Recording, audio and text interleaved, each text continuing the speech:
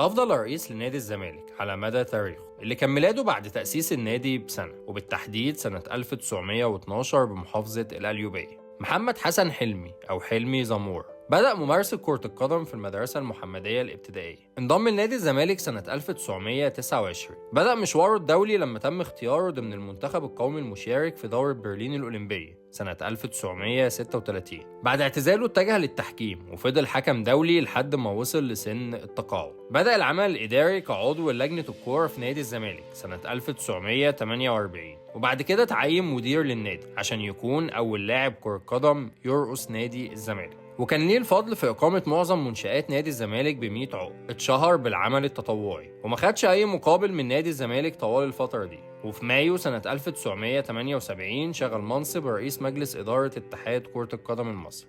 اتوفى كابتن محمد حسن حلمي في 5 نوفمبر سنة 1986.